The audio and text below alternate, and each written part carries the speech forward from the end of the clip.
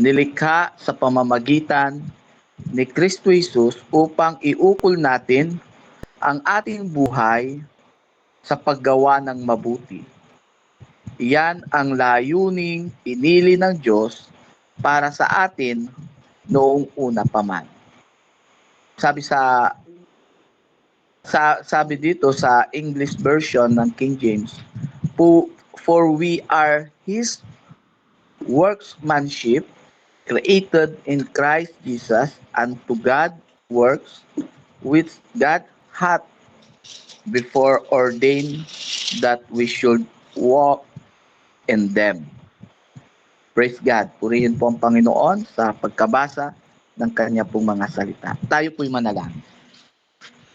Dakila at makapangyarihang Diyos, sa pangalan po ng aming Panginoong Jesus at sa patnubay ng iyong banal na Espiritu, Panginoon, marami pong salamat sa gabing ito.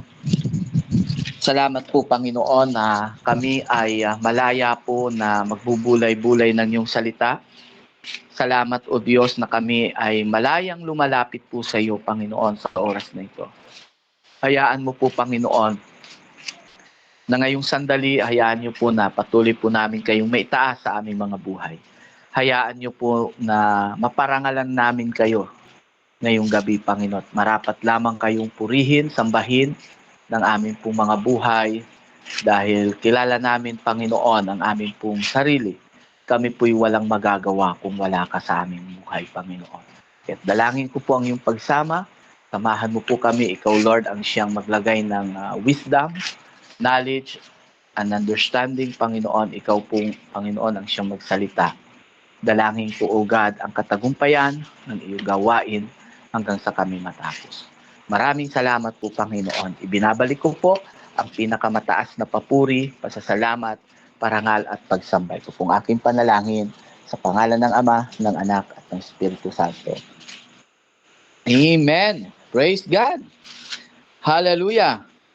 Glory to Jesus. Sabi po ng ating key verse, ulitin ko, sapagkat tayo'y nilalang ng Diyos, nilikha sa pamamagitan ni Kristo Jesus upang iukol natin ang ating buhay sa paggawa ng mabuti. Iyan ang layuning pinili ng Diyos para sa atin noong una pa man. Kaya nilagyan ko po siya ng topic. Ngayong gabi, hallelujah, dahil sabi ko nga po, sariwa pa yung bagong taon sa atin, no po. Kasi nga ito po'y first week pa lang naman ng January. Kaya nilagyan ko po siya ng topic na living on purpose in the new year. Living on purpose on the new year. Alam niyo po, sabi po a new year brings new opportunities, new decisions, and new direction. Amen? Marami pong mga tao na nagkakaroon po ng mga plans and resolution pero walang purpose. Walang layunin. Amen? Pero bilang tayo po'y mananampalataya na tinawag ng ating Panginoon na upang mabuhay sa taong ito, kinakailangan tayo po'y mamuhay na may purpose sa taong ito. Living on purpose in this year 2026. Amen. Kasi po, kaya ko nilagyan po siya, salamat sa message ni Lord, sa pangungusap ng Panginoon na living on purpose in the year 2026. Sabi ko nga, maraming mga tao na nagkakaroon ng resolution, mga plans and program nila, pero yung layunin talaga ng Panginoon na kung saan sabi ng ating pong key verse na layunin ng ating Panginoon sa atin na tayo ay sabi nga po nilikha sa pamamagitan ni Kristo Jesus upang iukol natin ang ating buhay sa paggawa ng mabuti. Iyan ang layuning pinili ng Diyos para sa atin noong una pa man. Tayo po ay nilikha ng Panginoon para sa Panginoon. Ang purpose natin is tayo po ay para sa Panginoon. Para mapapurihan, maparangalan ang ating pong Panginoon. Lahat ng bagay naman po ay may purpose. Amen? Lahat ng bagay may layunin. Parang halimbawa, itong katabi ko, electric fan. Ganyan lang naman po siya. Ikot lang siya ng ikot. No po, yan ang purpose lang niya. Pero pag gamitin ko tong electric fan sa ibang bagay, hindi na siya bagay. Pagka pupunta ako ng beach, gagamitin ko siya, hindi siya para doon. Di po ba? So, living, hallelujah, glory to God, living on purpose in the year 2020, 2026. Number one, mga kapatid, na para masabi po na tayo po ay nandoon sa pamumuhay ng may purpose. Yung layunin, yung kalooban po ng Panginoon. Amen. Yung layunin ng Panginoon, yung purpose ng Panginoon sa atin. Number one po is, let us plan with God. Sabi ko nga kanina, ang meaning ng New Year, sabi ko nga po, a new year brings new opportunities, new decisions, and new direction. Amen? Kaya let us plan with God. Hallelujah. Sabi sa aklat ng Proverbs, chapter 16, verse 3, na commit to the Lord whatever you do, and He will establish your plan. Patuloy lang tayo na i-commit, no po, ihandog, ialay lahat ng mga plano natin sa Panginoon. Ihandog natin ang lahat ng mga plans and program natin sa Panginoon. In fact, dapat tayo po, no po, ay sa lahat ng plano natin, kasama natin ang Panginoon. Sabi ko nga, last Sunday sa church, hindi masama na magplano sa taong ito ng New Year's resolution na magpakayaman, ika nga. Blessing yun. Amen? Hindi masama na magkaroon ng mga property, magkaroon ng magandang bahay, magkaroon ng malaking ipon sa taong ito ng 2026. Pero ang tanong po doon, nasaan si Lord sa plano natin? Di po ba? Kumbaga, saang parte ng mga plano natin ang Panginoon. Kaya sa taong ito ng 2026, bagong-bago pa lang naman po dahil January 6 pa lang, let us plan with God. Amen? Kailangan po sa lahat ng plano natin para masabi po na living on purpose sa taong ito ng 2026. Hallelujah. Let us plan with God. Amen. God cares about your dream, goals, and future. Even if last year, amen, kahit sa mga nangyari o mga nakalipas sa taong 2025, bagamat maraming mga mistakes, failures, pasakit, di po ba, marami tayong natutunan sa paglipas ng taon na iyon. At ang pinakamaganda po doon, nakuha natin yung conclusion. Di po ba, natuto po tayo sa taong 2025. At ngayong taong ito ng 2026, hallelujah, tayo po ay lalakbayin natin ang taong ito ng 2026 na may layunin ang ating pong buhay. Sa pamamagitan ng let us plan with God. Amen. Glory to God. Ang ating Diyos naman po ay, sabi po, when you place your plan in God's hands, He bring peace and direction. kapag ipinagkatiwala natin sa Panginoon yung mga plano natin, ang Diyos po ay maglalagay ng direksyon sa buhay natin. Katulad nung last Tuesday, yung akin pong topic noon na embracing the new, yung promise ni Lord na forget the past. Diba? Former things, forget it, sabi ng Panginoon. Dahil gagawa ako ngayon sa taong ito, sa bagong taon na ito, ng pagkakataon na ito, na kahit ikaw ay dumaan sa masukal, gagawa ako ng daan sa gitna ng masukal na sitwasyon. Yung masukal po kasi maraming mga hayop yung nandoon na hindi mo alam, di po ba? Kaya kapag nakarating ka sa isang masukal, nakakatakot dumaan eh. Kasi hindi mo alam kung mayroon bang mababangis na hayop na nandoon. Pero sabi ni Lord, gagawa siya ng daan. Kahit na ikaw ay dumaan sa ilog o sa dagat, sabi ni Lord, yung dagat ay nagre-represent ng bagyo, ng trials, ng problem. Pero grabe si Lord dahil sabi niya, gagawa siya ng ilang na daan sa gitna ng dagat na ating lalakbayin. Ibig sabihin po mga kapatid, once na yung plano natin sa taong ito ay kapartner natin ang Panginoon. Laging may kaparte ang Panginoon. Ibig ko pong sabihin alam ng Panginoon yung mga plans natin. Naroon ang Panginoon sa lahat ng mga plano natin. Hallelujah. Gagawa ang Diyos ng daan kahit nasa mabigat na kalagayan. Amen po. Hallelujah. Number 2, glory to God. Let us prioritize God. Amen. Ano po yung priority natin ngayon? Di po ba?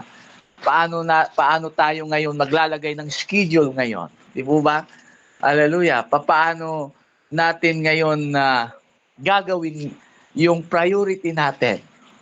Nakakatuwa at yung kwento yung narinig ko to na mayroong isang tao na 3 beses lang pumasok sa church. Unang pagpasok niya sa church, nakapasok siya sa church nung siya ay bininyagan. Pangalawang pagpasok niya sa church nung siya ay ikinasal. And then yung pangatlong pagpasok niya sa church, may bulak na siya sa ilong. Yun yung narinig kong kwento nung last Sunday. Ibig sabihin po, let us prioritize God. Amen. Dapat ang laging napapriority sa atin ay ang ating Panginoon. Dapat ang laging nangingibabaw po sa atin ay ang ating Panginoon. Sa lahat ng plano natin, sa lahat ng mga schedule natin, kinakailangan po napapriority pa rin ang Panginoon. Amen. Hindi tayo papayag na sa taong ito ng 2026 ay secondary na lang ang Panginoon. Di po. Dapat priority po ang Panginoon. Dahil sabi sa Matthew chapter 6 verse 33, but seek ye first the kingdom of God and His righteousness, and all those things shall be added unto us. Amen. Kaya kapag sinabi natin na pinapriority natin ang Panginoon, putting God first will never lead you the wrong way. Kapag pinapriority natin at inilalagay natin sa ating buhay ang Panginoon ay una sa lahat. Amen? God first sa lahat. Hallelujah. We will never lead us the wrong way. Hindi papayag po ang Panginoon na tayo ay malagay doon sa maling sitwasyon. Amen. Hallelujah. The more you make room for God, the clearer your purpose becomes. Amen. God honor those who chose Him daily even in small ways.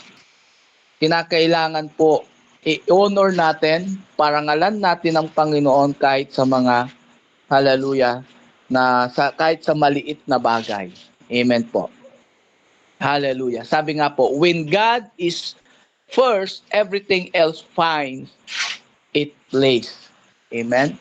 Kaya, yun po yung mga benepisyo po na pina-priority natin ang Panginoon. Amen? Let us prioritize God. Hallelujah. Kinakailangan priority natin ang Panginoon. Sa loob ba naman ng 1 linggo, 7 days? Amen? Sa 7 days na yan, sabi ni Lord, di ba, yung 6 sa iyo. Alam niyo sa lumang tipan po, kapag dumating na po yung pang-7 araw, yung araw ng pagsamba, kahit mga isda pinapatigil ng Panginoon.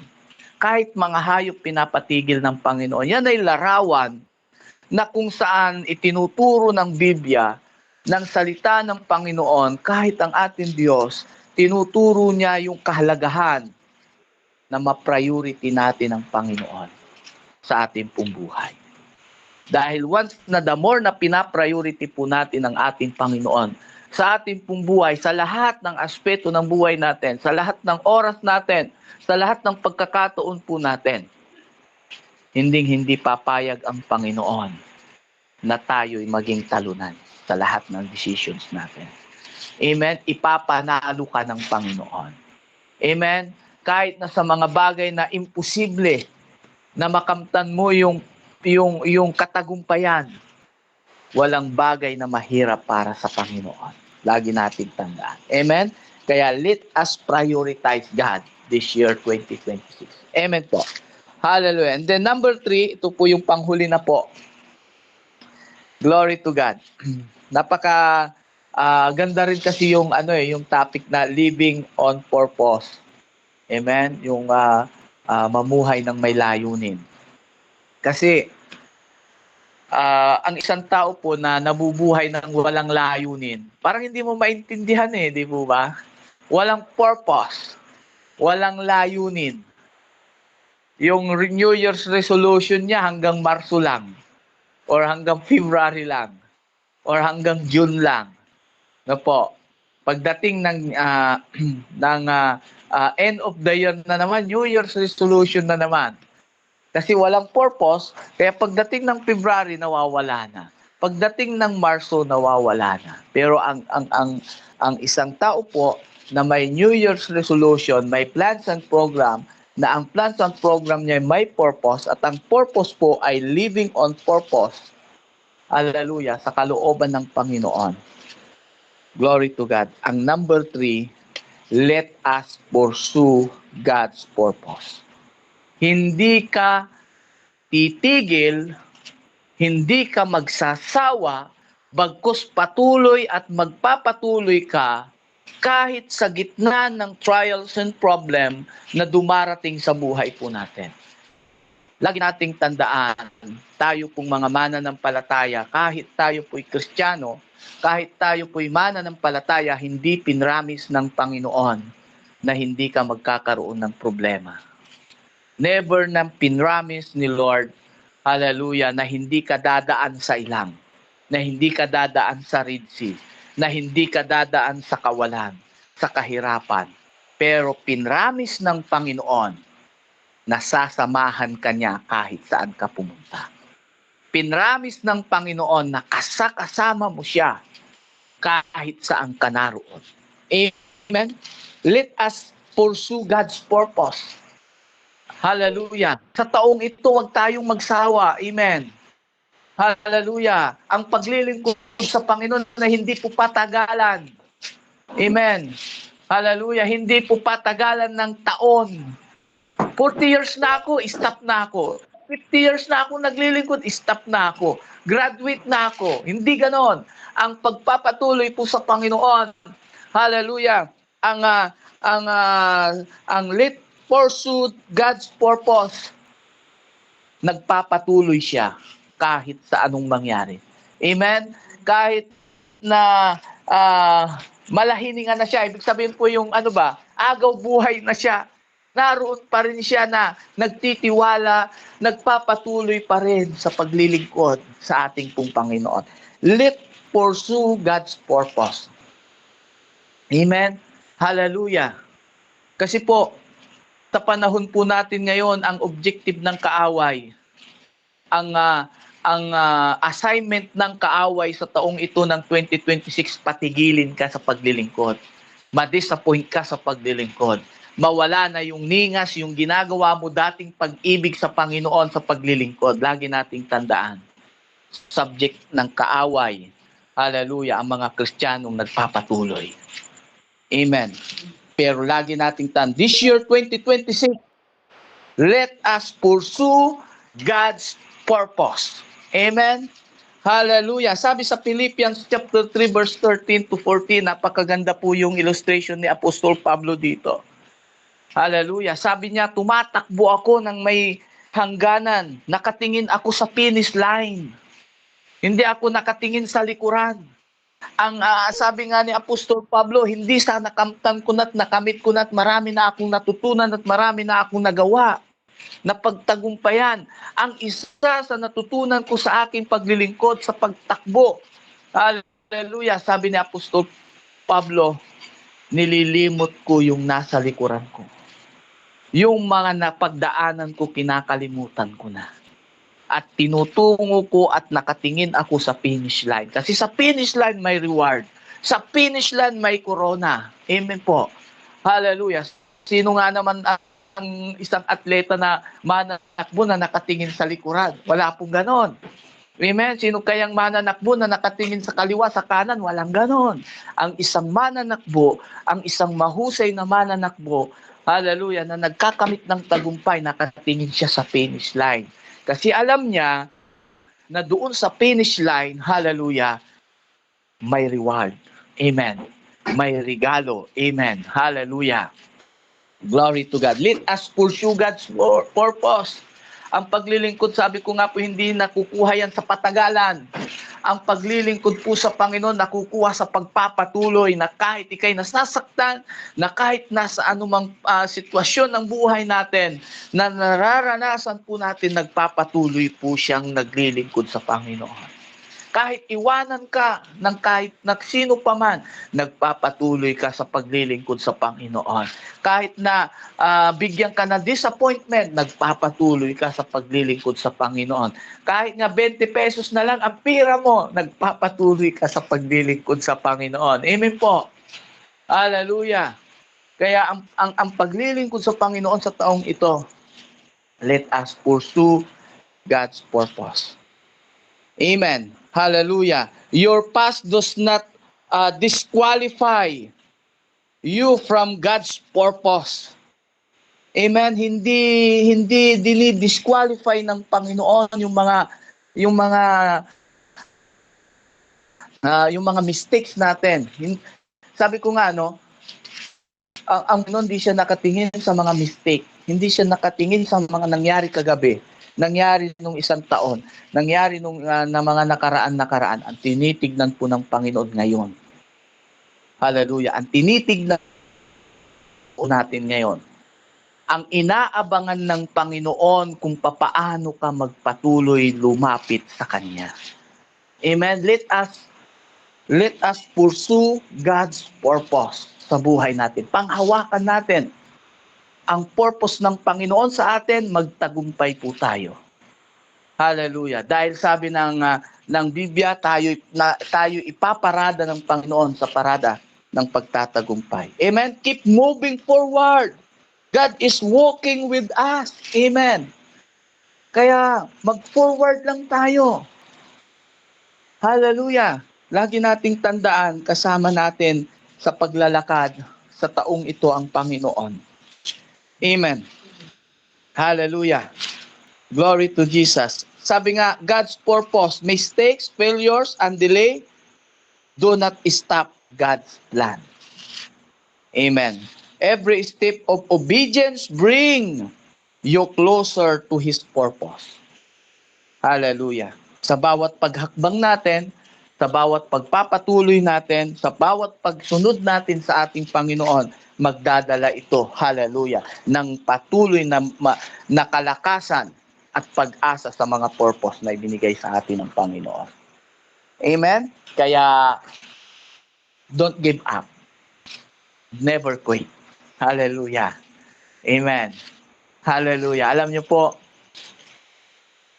sa paglilingkod natin sa Panginoon na ito, sa taong ito, nakakalungkot pero marami pong napanghihinaan. Maraming nasa isip niya ay titigil na siya. Nasa isip niya ay magkukwait na siya. Lagi nating tandaan, don't give up. Amen? Never quit. God is still working in your life. Tandaan natin yan. Hallelujah. Minsan kasi nilalagay tayo ng Panginoon sa sitwasyon na parang ang layo-layo ni Lord, di ba? Parang totoo kaya yung promise ni Lord, di ba? O kay Abraham nga lang kay Sarah nga lang sa kanilang mag-asawa Dumating ang purpose ng Panginoon, ang promise ni Lord, contradict Bakit kanyo po? Kasi sabi ni Lord, gagawin kitang isang malaking bansa, isang malaking bayan.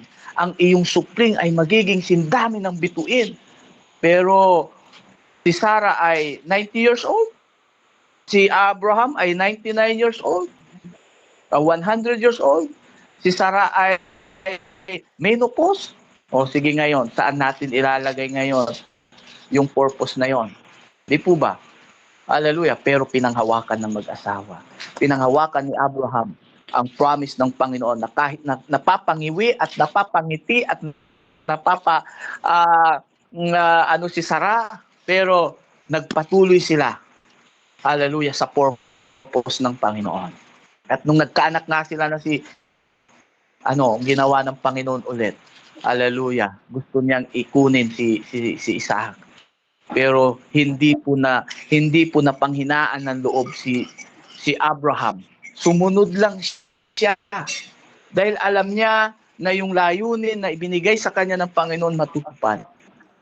Minsan inilalagay tayo kasi narabagang ang saya-saya natin sa church. Hallelujah! Naranasan niyo ba yung ganon? Na kayo ang pinakamasaya sa loob ng simbahan. Kung magpuri, kung mag-amen, amen. Hallelujah! Amen! Pagka nagkabihis na saan ka punta? To the church. Hallelujah! Amen, amen.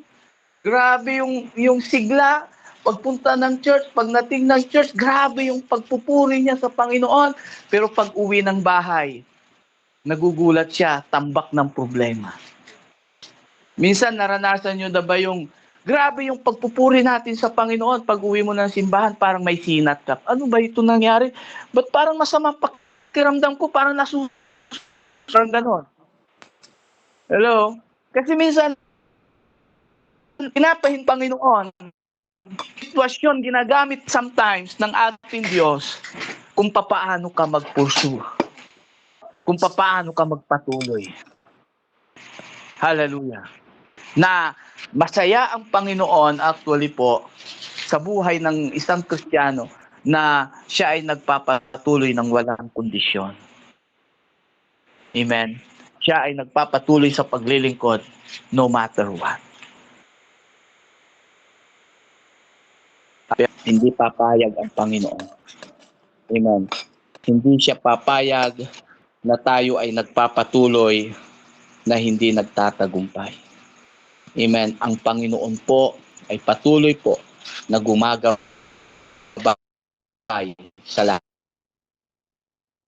tuloy. Po, as we step into this year, in this year, New Year 2026, remember this, sabi po, you are not alone. God goes before you. You are not forgotten. You have a purpose for your life. You are not powerless.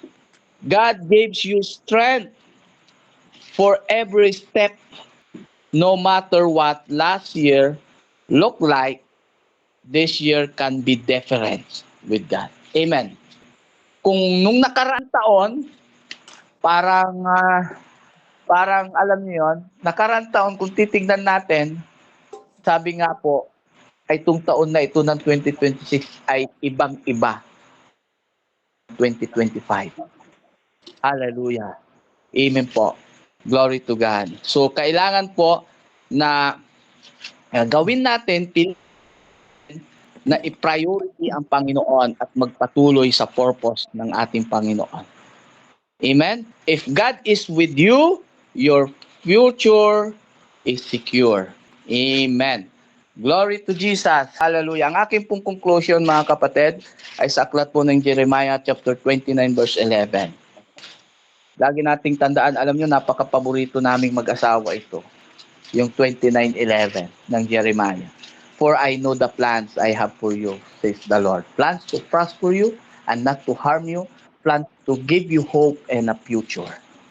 Yan ang plano ng Panginoon. Angkinin natin yan. Hallelujah. Na ang purpose ng Panginoon sa atin, to give hope and a future sa buhay natin. Amen? Hallelujah. Glory to God. Step into the new year with faith, confidence, and purpose. God is already there sa buhay natin. Amen po. Glory to God. Hallelujah. So yun po, mga kapatid. At salamat sa ating Panginoon. Ulitin ko po yung ating pong topic, living on purpose. Hallelujah. Sa taong ito, number 1, let us plan with God. Number 2, let us prioritize God. And number 3, let us pursue God's purpose. Purihin po ang Panginoon sa kanyang mga salita. Tayo po'y manalangin. Father God, thank you, Abba Father, sa iyong mensahe. Salamat, Panginoon, sa pangungusap mo sa amin. Salamat, Lord, sa kalakasan namin sa taong ito ng 2026. Salamat, Lord, sa purpose na ibinigay mo sa amin. Salamat, Lord God, sa wisdom, knowledge, and understanding sa buhay namin kung paano po kami hahakbang magpapatuloy sa taong ito ng 2026. Father God, tinataas ko rin po ang platform na ito, Panginoon. Salamat, Lord, sa Daily Devotion platform. Salamat, Lord God, sa mga creator ng platform na ito, Father God. Salamat, Lord. Dalangin ko po na ang platform na ito, Father God, ay patuloy pang may mapalakas ng mga nanghihina, patuloy pang may mga ma-motivate, Lord, na maging leader. Hallelujah. At patuloy na maraming maligtas pa sa platform na ito. Salamat ng maraming sa taong ito, Panginoon. Dahil ang taon na ito, O God, ay tagumpay sa iyong mga anak. Salamat po. Ibinabalik ko po, O Diyos, ang pinakamataas na papuri, pasasalamat, parangal, at pagsamba. Ito pong aking panalangin sa pangalan ng Ama at ng Espiritu Santo. Amen. Thank you po, mga kapatid. God bless po. Back to you po, aming MC. Amen. Maraming salamat po, Pastor, sa napakaganda pong mensahe ngayong gabi. Isang napakagandang kapahayagan po muli sa atin na sa mga kapapasok lang po ng bagong taon. Amen. Living on purpose. Amen. Ako po ang aking life declaration, living with a purpose. Amen po. Tayo po ay magpatuloy lamang sa layunin, sa ating layunin kung paano ang 2026 po ay lubha at higit na mas magiging makabuluhan po yung ating pamumuhay po at ang ating paglilingkod po sa ating Panginoon bilang kanyang mga anak at mga lingkod, tagasunod at mga mananampalataya. Amen po. Ang dami pong learnings sa atin pong napakinggan mula po kay Pastor Rodel. Yung pong 3 points, natin binitawan po niya, let us plan with God. Amen. And let us prioritize God po. Amen po. Totoo po yan. At yung pong panghuli, let us pursue God's purpose in our life. Amen po. Tayo'y magpatuloy at sabi po ni Pastor Rodel kanina, hindi mahalaga sa Panginoon ang ating nakalipas, ang ating nakaraan. Ang mahalaga sa Kanya ay yung ating kasalukuyan na higit na naglolong sa Kanya, nananabik sa Kanyang presensya. Amen po. At manatili po sa Panginoon. Amen po. Kaya ating pong pagsalusaluhan ang ating pong mga application dito po sa ating narinig na mensahe po mula po sa ating mahal na pastor sa kapahayagan po sa atin ng ating Panginoon. Amen. Mag-unmute lamang po ang nais na bigay po ng kanyang application. Amen po. Purihin po ang Panginoon sa buhay nyo. Mahal namin pastor, maraming salamat po sa kapahayagan. Amen. Sis, mauna muna ako kasi magsiserve ako ng pagkain. Amen po. Kayong mudra, ayan. Salamat Pastor Rodel sa mensahe ng Panginoon.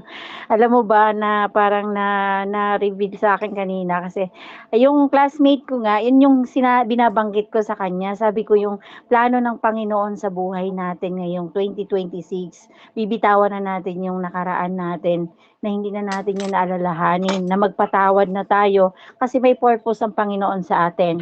I-acknowledge lang natin ang Panginoon sa buhay natin, na lagi tayong manalig sa kanya, na lagi mong isipin kung ang nangyari sa iyo nakaraan, may plano ang Panginoon para sa iyo.